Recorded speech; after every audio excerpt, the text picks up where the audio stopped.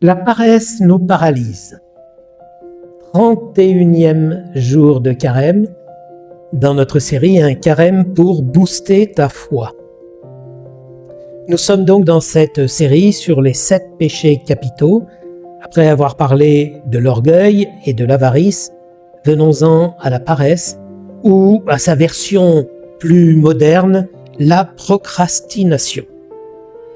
Le pape François, il a souvent appelé les jeunes à sortir de leur canapé. Oh, il n'y a pas que les jeunes qui sont cloués sur leur canapé avec leur smartphone à la main. Alors, ce péché capital de la paresse, de la procrastination, il se décline de bien des manières.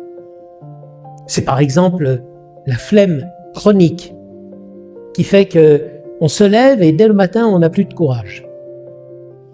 Ça va être aussi la fuite dans le divertissement qui m'empêche d'honorer les tâches urgentes et nécessaires pour accomplir mon devoir d'État.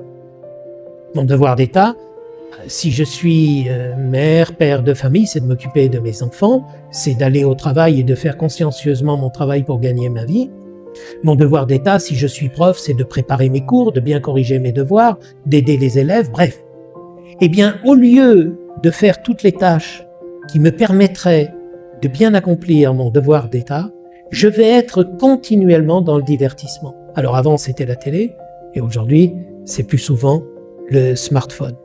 Je vais enfouir les talents qui m'ont été donnés par le Seigneur. Et aujourd'hui, la paresse va trouver un allié extrêmement précieux dans l'intelligence artificielle. Par exemple, je fais des études, on me donne un livre à lire. C'est long de lire un livre. Je vais sur une intelligence artificielle et je lui demande de me résumer tel livre et elle me fait un résumé de 2 ou 3 pages. Je lis ce résumé et je suis capable de parler du livre comme si je l'avais lu. Oui, mais je ne l'ai pas lu. J'ai un devoir à faire, une dissertation de philosophie sur un sujet qui est difficile. Moi, je préfère plutôt passer du temps à mes loisirs. Eh bien, je confie le sujet à l'intelligence artificielle et je lui laisse faire le devoir. Alors, il faut quand même se méfier aujourd'hui parce que les profs, ils ont des logiciels qui leur permettent de détecter quand c'est l'intelligence artificielle qui a travaillé. Et puis, je suis prêtre et au bout d'un moment, ça me fatigue de faire des homélies. Eh ben, je demande à l'intelligence artificielle de me faire l'homélie. Et c'est terrible parce que le résultat peut être bon. Oui, mais une homélie, c'est pas simplement de dire de belles choses. C'est de dire la parole que Dieu met dans mon cœur pour toucher le cœur de ceux à qui je parle. Et ça, l'intelligence artificielle, elle ne peut pas recevoir cette parole que Dieu veut lui donner pour toucher le cœur des autres.